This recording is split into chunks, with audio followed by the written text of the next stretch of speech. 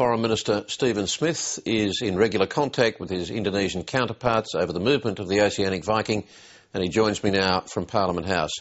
Stephen Smith, hasn't it now reached the point where you've got to rethink where it's time to go to Christmas Island or even bring them to Australia?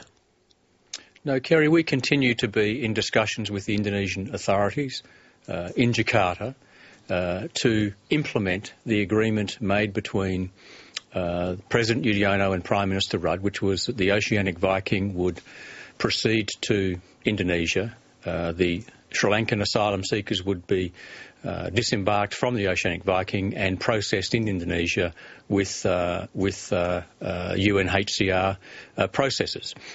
We continue to be in discussion with Indonesian officials, and that's what we're doing. What would Australia lose by bringing these people to Christmas Island now? You'd still be denying them access to the Australian legal system, which I assume is the real worry of the Australian government. Well, Kerry, no, this started as a rescue on the high seas. This has been used to make, or try and make by some, broader implications, but I think it is important to go back to basics. We received a request from the Indonesian authorities to assist in the rescue of a boat in distress. It was in the Indonesian search and rescue area. There were no Indonesian assets, ships around. We inquired as to whether there were any commercial vessels around. There weren't, so we did the right thing.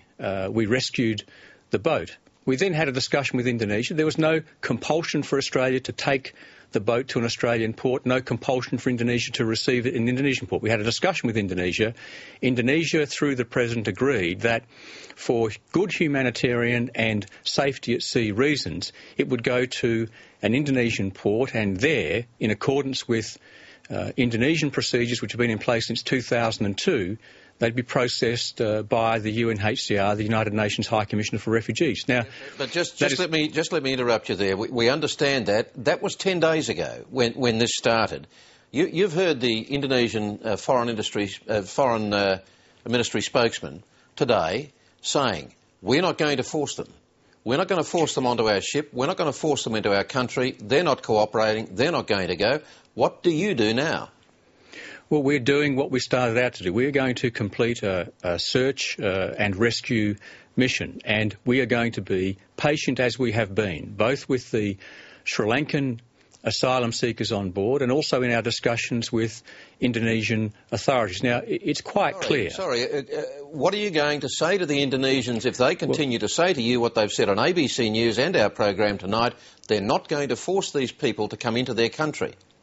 Well, I was about to make this point. It's quite clear from the reports I've received from Indonesia, from some of the commentary publicly, that there is a difference between comments made by local officials locally and Jakarta officials. This is the Foreign Ministry spokesman. Yes. Who actually went on who actually interviewed the Sri Lankans.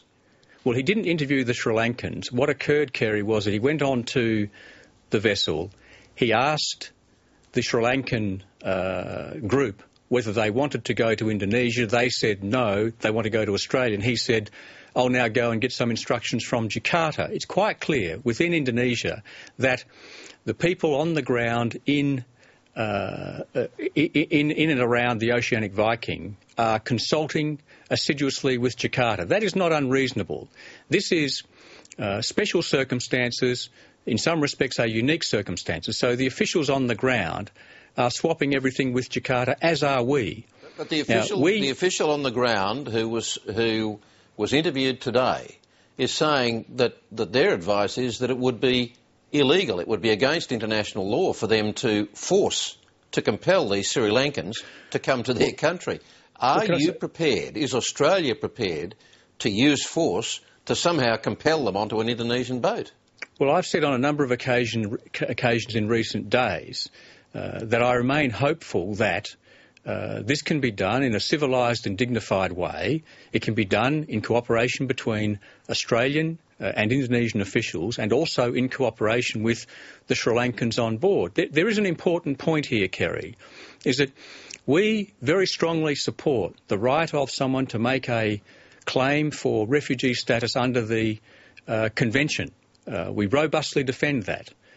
But when someone is rescued, and when people come to Australian territorial waters or come to Australia, either by boat or by plane, we absolutely respect that, as we should, to discharge our humanitarian and our international legal obligations. But when someone is rescued on the high seas, in the Indonesian search and rescue area, and Indonesia and Australia agree where they should be offloaded, it's not a matter of the choice of the asylum seekers on board where they make that claim. But what the agreement between Australia and Indonesia is an agreement that they will be processed in Indonesia, and we remain confident that if we're patient, that we can effect that in accordance with the agreement made between President Yudhoyono and the Prime Minister. But very quickly, in the meantime, what you've got is an escalating situation in terms of how you are being perceived by Australians, how you're being perceived by Indonesians, how you're being perceived in the region and in the rest of the world as to how you are conducting yourself with these refugees. Are you not reinforcing the perception that Australia is dumping its asylum seeker problem as one of the wealthiest countries in the world on one of the developing countries of the world? Well, I reject that entirely, Kerry. I think a couple of things have been merged here. We have the special, if not unique, circumstances of a rescue at sea. At the same time, we have ongoing cooperation and discussion with Indonesia about how Australia, Indonesia, our region, deals with the large number of displaced people that we are now forced to confront or deal with. And that particularly applies to the most recent surge that we've seen from Sri Lanka for the obvious reasons. Now, we have had, this government and our predecessor, good cooperation with Indonesia. We've seen Indonesia, for example, engage in over 80 disruptions of people smuggling efforts in Indonesian territories over the last half dozen years. But we're faced now a heightened challenge, and that's why we are in discussions with Indonesia. I've had discussions with my counterpart, former Foreign Minister Wiryuta. The Prime Minister's had discussions with the President. Our officials have their discussions ongoing to see what more we can do with Indonesia to address this challenge. We do not want to leave Indonesia in the lurch. We are not seeking to have them bear the burden by themselves. We can only deal with this by working together with them and also other countries, whether it's Sri Lanka, whether it's Malaysia, other countries in our region. That's what we're doing, and you can't merge that with the special and very difficult and complicated circumstances of a rescue at sea, which is now causing Indonesian officials on the ground to deal with something they haven't previously dealt with. That's what we're trying to work our way calmly and patiently through. And the things that we have done, Kerry, don't in any way compare with the shredding of our international reputation on these issues in previous years. Stephen Smith, we'll leave it there. Thanks for joining us. Thanks, Kerry. Thanks very much.